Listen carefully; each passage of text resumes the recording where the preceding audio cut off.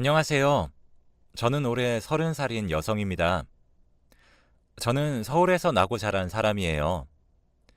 집은 제가 기억하는 그 순간부터 경제적으로는 그리 모자람 없이 윤택한 편이었고요. 사실 모자란 것 없다고만 표현하기에는 좀 겸손한 것 같고 상당히 부유한 편에 속했어요. 아빠는 사업을 하셨고 엄마는 디자이너로 일을 하셨는데 나중에는 엄마가 따로 사업을 하기도 하셨죠. 지금도 하고 계시고요. 오빠와 저 두 남매가 부모님 밑에서 꽤 행복하게 컸어요. 저는 제 입으로 말하기는 좀 뭐하지만 엄마 외모를 닮아 좀 예쁜 편이었어요. 어려서부터 쭉 그랬죠. 엄마는 원래 무척 미인이셨는데 그 시절에 디자인과 전공을 해서 유학도 다녀오셨으니 패션 감각도 남다르셨어요. 패션계에서 일하는 분답게 워낙 자기 관리도 잘하시고 언제나 체중 조절도 기막히게 하셨고요. 하지만 엄마가 외모만 관리를 하신 건 아니에요. 디자이너로서 얼마나 경력을 잘 쌓으시고 주변 사람들이나 그 업계 사람들한테 인정을 많이 받으셨는지 몰라요. 자기 이름을 건 브랜드를 내시고 또 그 브랜드가 성공을 거둬서 아직도 롱런하면서 여전히 잘 운영되고 있거든요. 사실 트렌드가 워낙 빨리 변하는 패션 업계에서는 참 드문 일이죠. 아빠와 엄마는 대학 동기인데 아빠는 그 당시에 공대 소속이었고 엄마는 디자인과 소속이었대요.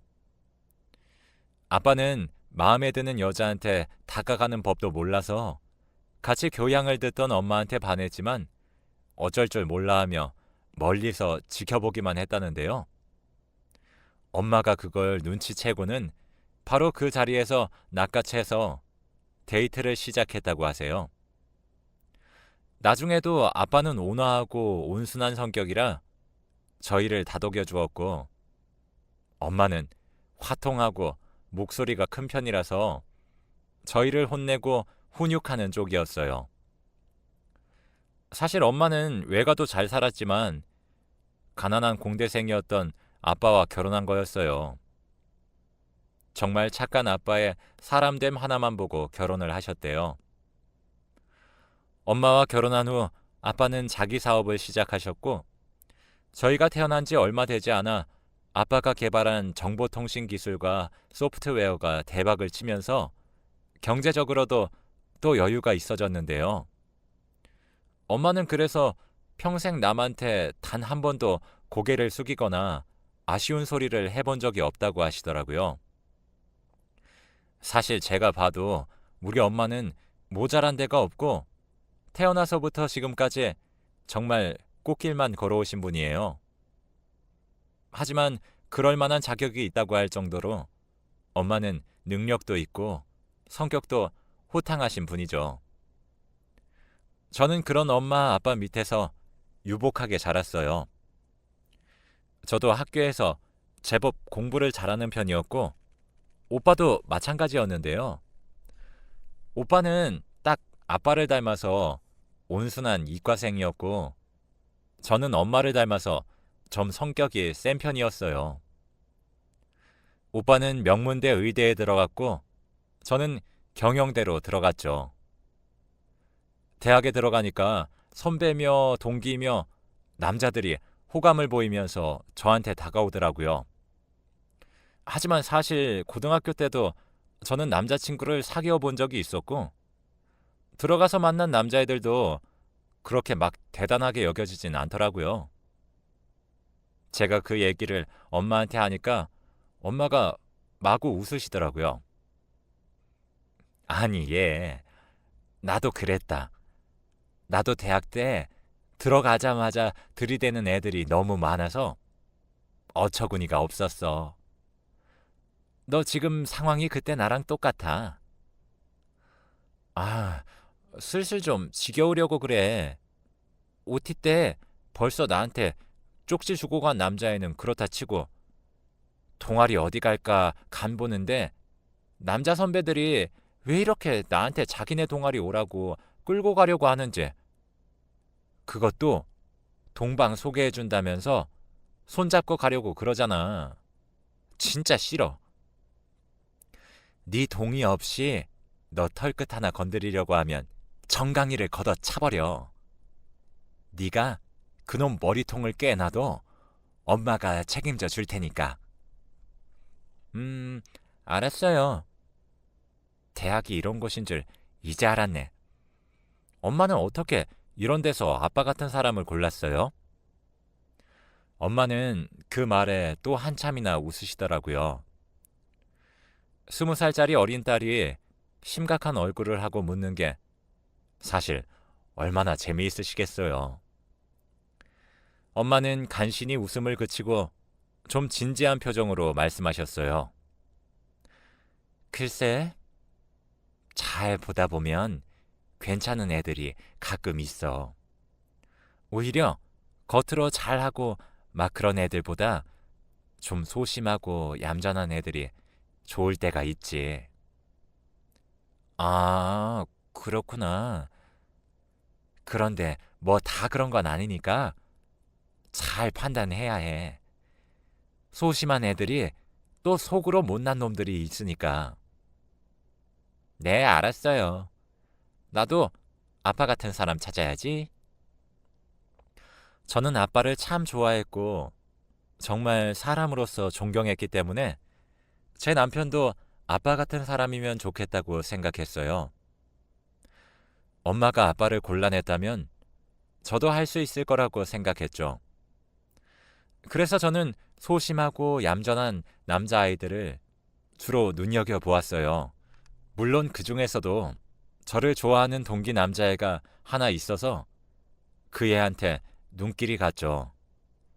같이 교양 수업을 듣는 애였는데 그 수업은 워낙 인기가 좋아서 수강 신청하기도 힘들고 가서 좋은 자리를 맡기도 힘들었어요.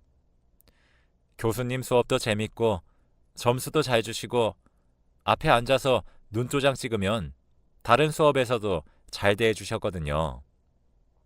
그런데 그때 제가 그 수업에 들어가니까 그 남자애가 좋은 자리에 앉아 있더라고요.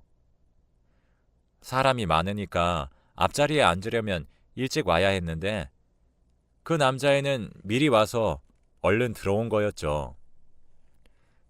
저는 좀 게으른 편이라 그냥 뒷자리 중 불편한 곳에 앉을 수밖에 없었어요. 하지만 그때 그 애가 제 이름을 부르더라고요. 여기, 이쪽으로 와. 그곳에 그 애가 잡아놓은 건 한 자리뿐인데 그냥 인사하려는 건가 싶어서 그냥 다가갔어요. 그러더니 그 남자가 일어서더라고요. 너 여기 앉아. 이 자리 너 주려고 맡아놓은 거야. 뭐? 그럼 네 자리는? 저 뒤에 친구가 한 자리 맡아놨어. 그의 친구가 잡아놨다는 자리는 뒤쪽에 아주 불편한 자리였어요. 제가 놀라서 어버버 하는 사이에 남자애는 쏜살같이 사라져서 뒤로 가버리더군요. 돌아서서 가는 그 남자의 뒷덜미가 붉은 게 보였어요. 저는 그 이후로 그 애가 마음에 들어서 서로 밥도 먹고 친해지게 되었어요. 그 전까지는 그저 동기 남자애에 불과했던 그 애하고 친해져 친구가 되었고 그 상태로 3년이 지난 이후에는 그 애가 저한테 고백을 해서 사귀게 되었죠. 온순하고 얌전한 다정하고 상냥한 남자가 이상형이었기 때문에 연애 초기에는 제 남자친구가 거의 완벽하다고 느껴졌어요. 사실 남자친구가 고백하기 전에는 답답함을 느끼기도 했죠. 워낙 우유부단하고 겁이 많고 소심했기 때문에 서로 좋아한다는 걸 알면서도 고백을 하려고 들질 않았거든요. 제 눈에도 고백하고 싶은데 차일까봐 겁나서 입을 못 대는 게 보일 정도로요. 하지만 어쨌든 그 소심함을 극복해줄 정도로 제가 좋다는 거니까 나름대로 저는 뿌듯했어요. 사귀는 데만 3년이 걸려서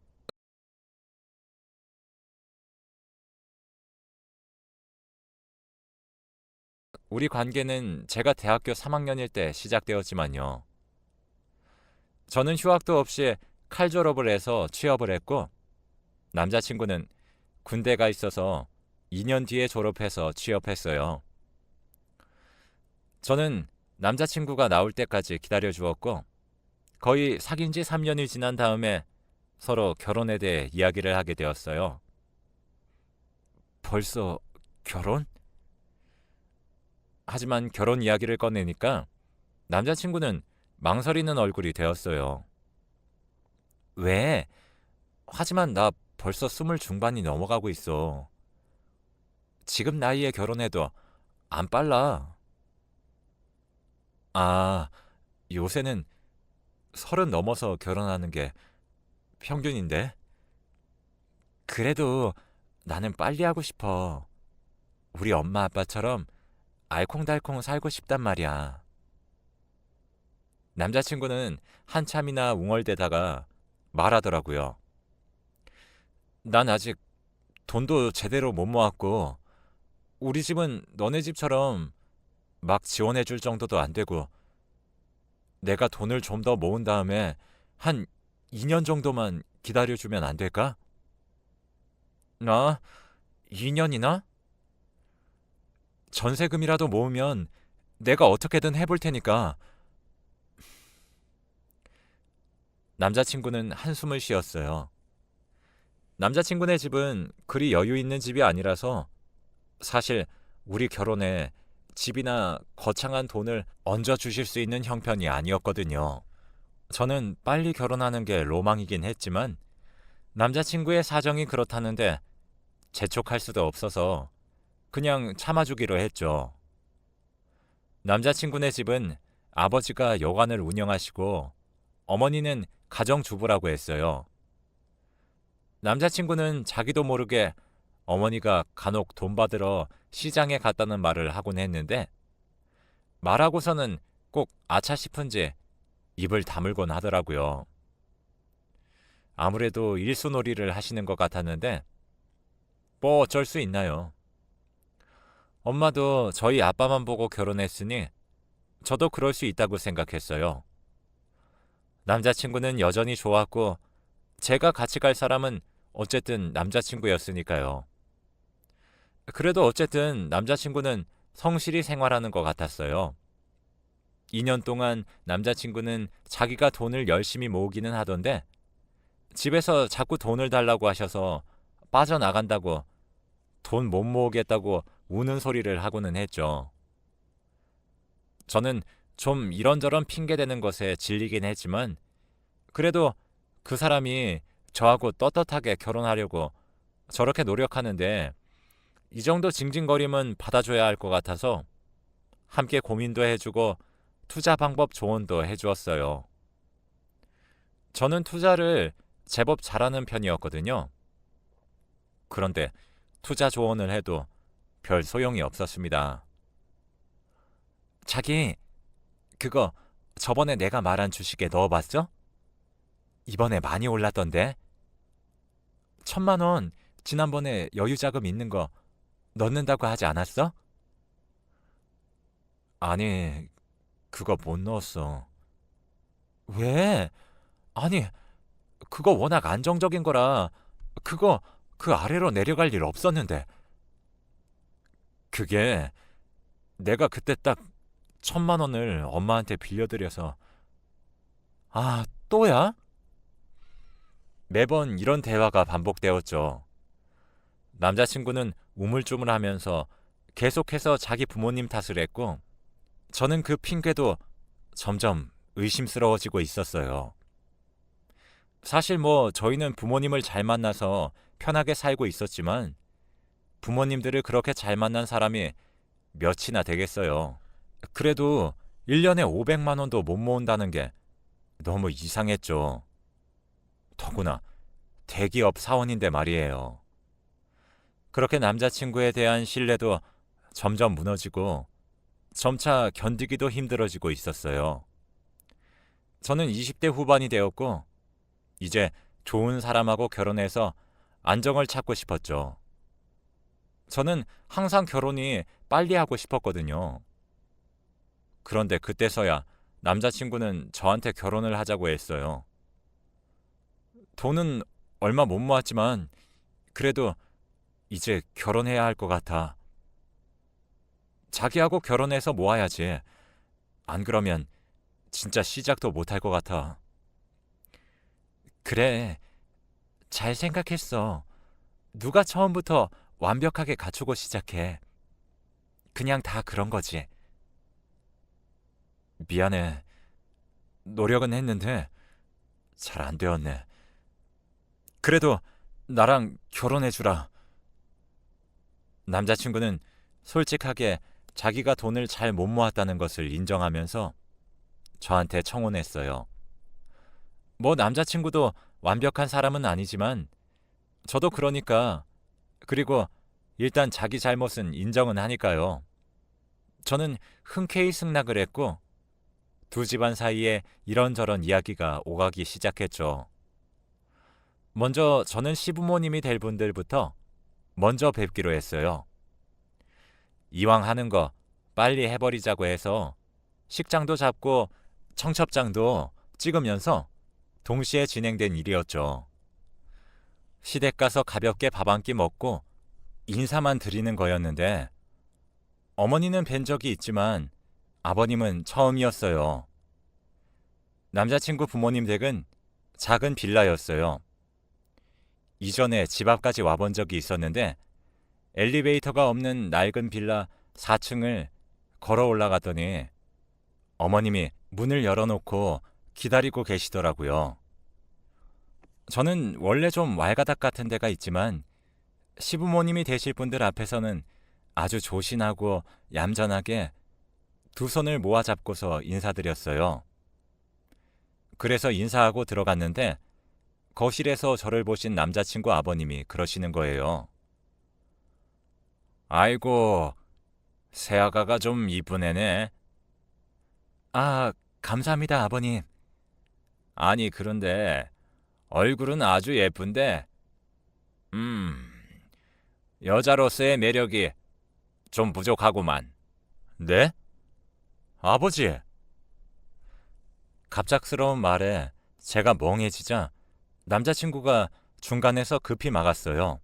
남자친구의 아버님은 낄낄 웃으면서 일어나서 저하고 악수를 하셨죠. 제 손을 잡고서 앞뒤로 뒤집어 보시더니 또 웃으시더라고요.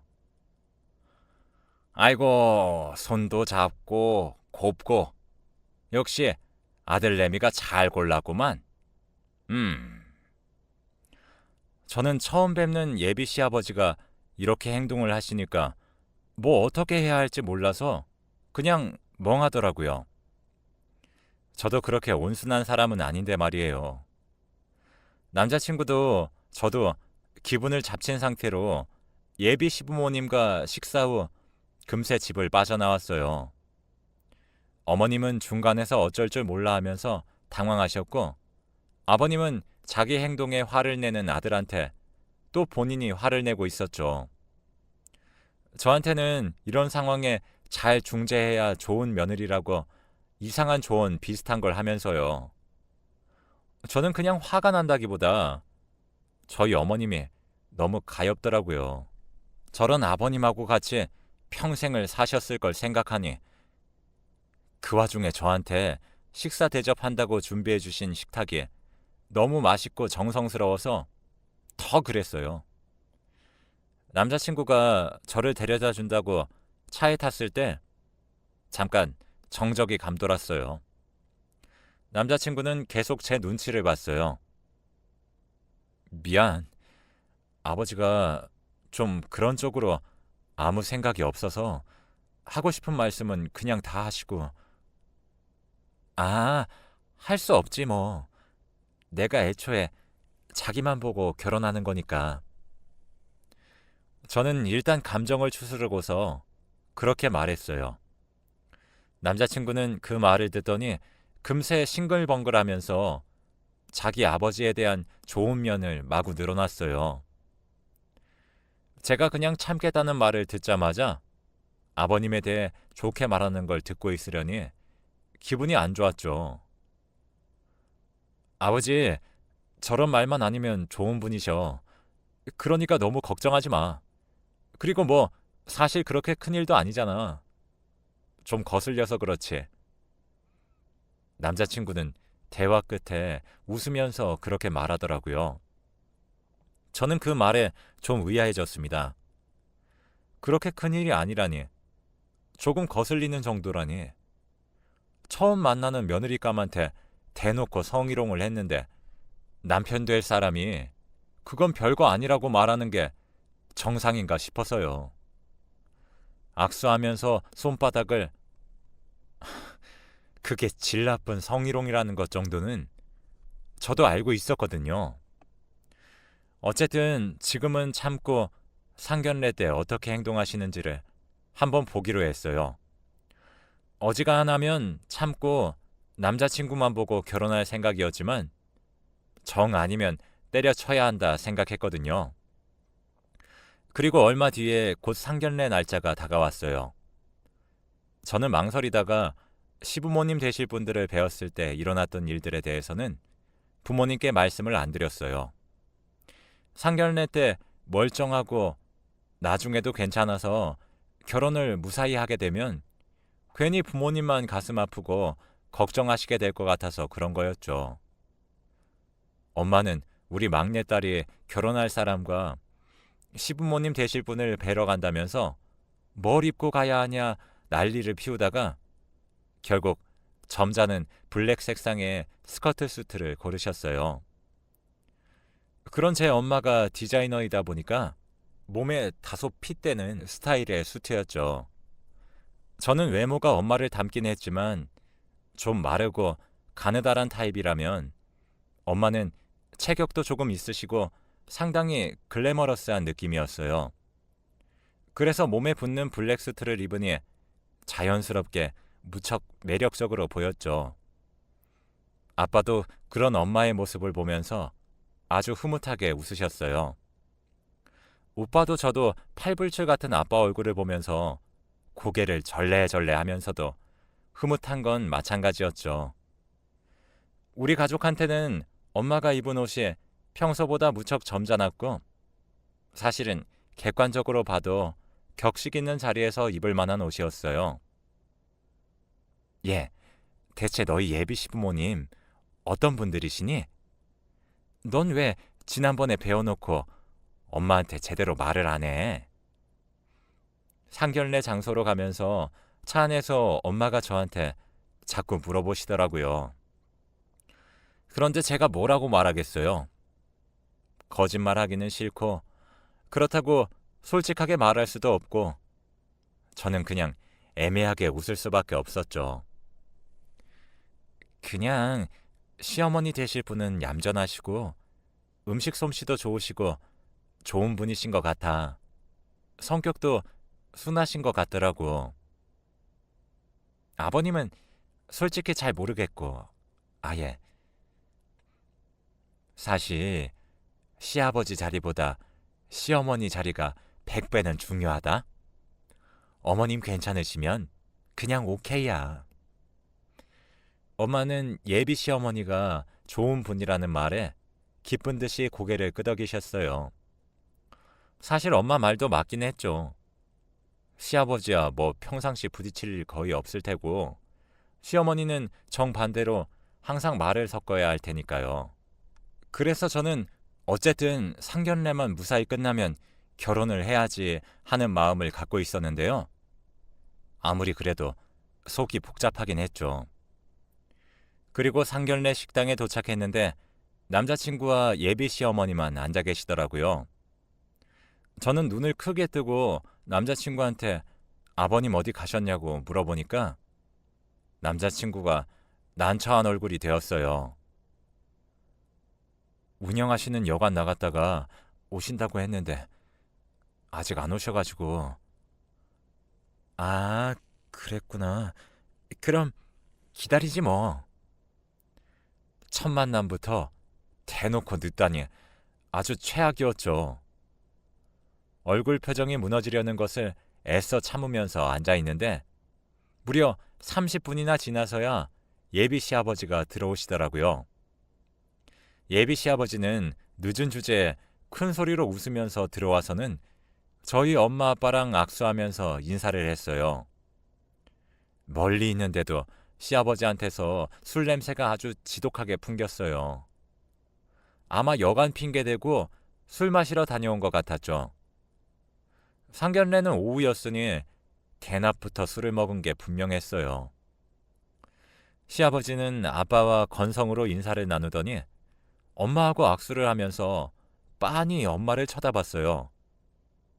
그런데 어딘가 음흉하고 기름기가 번들거리는 것 같아서 저는 순간 기분이 너무 불쾌했어요. 우리 새애기가 미인이더니 사부인도 미인이시네요. 아, 감사합니다. 엄마 역시 불쾌감을 느끼셨던 것인지 물러나면서 손을 얼른 빼버리시더라고요. 남자친구와 예비 시어머니는 불안해하면서 눈치를 보는 게 느껴졌고요. 일단 저희는 양쪽에 앉아서 무난하게 식사를 했어요. 이것저것 먹는데 예비 시아버지가 너무 음식을 흘리더라고요. 거기다 식사 자리에 술이 없다고 술까지 시켜서 마시기 시작했어요. 저희 아빠는 술을 거의 안 드셔서 한 잔 받아만 놓으시고 못마땅한 표정을 지우지 못하고 보고만 계셨죠. 술을 혼자 반병 가까이 마신 예비 시아버지는 술이 완전히 거하게 취해서 눈을 개슴츠레하게 뜨고 저희 엄마를 훑어보기 시작했어요.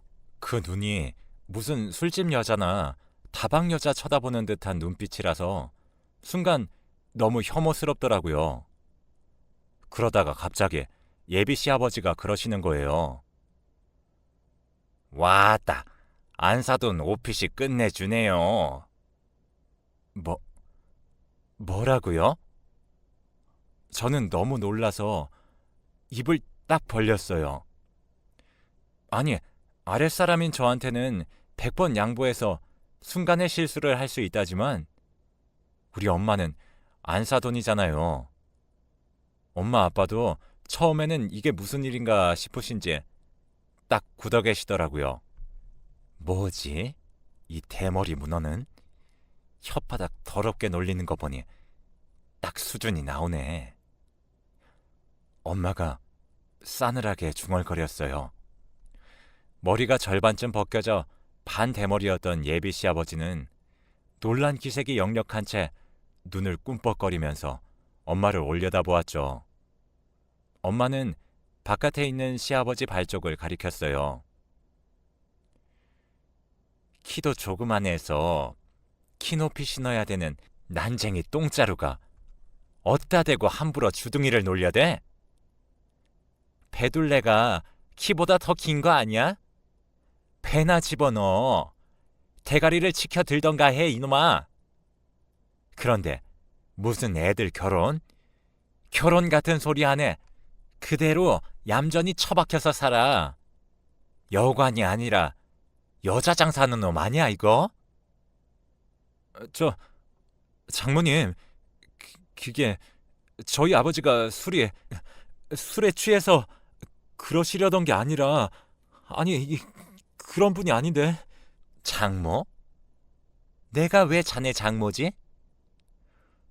엄마가 그곳 식탁을 던져버릴 기세로 쏘아붙이자 남자친구는 움찔해서 쫄아버렸어요.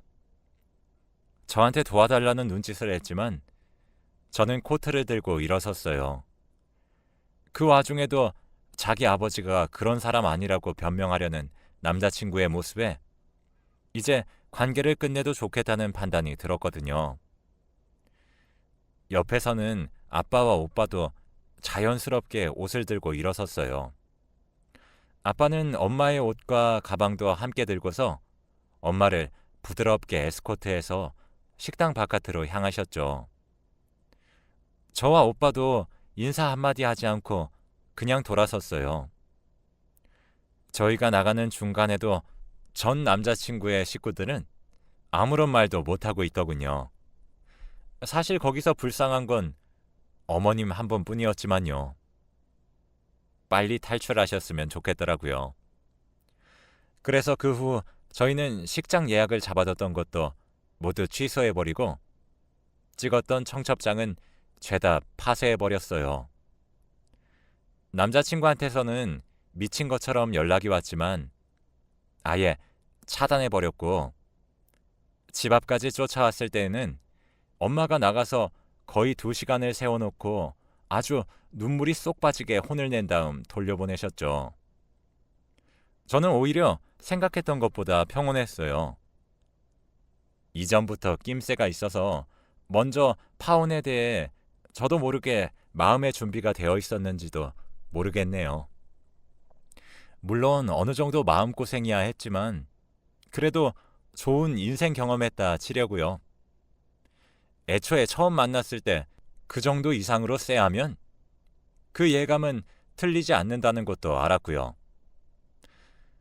제 사연은 여기까지입니다. 진짜 몇 년 안 된 아주 따끈따끈한 이야기였어요. 다시 돌아봐도 어처구니가 없는 일이었네요. 들으신 분들이 부디 즐거우셨기를 바라면서 제 이야기는 이만 줄이겠습니다.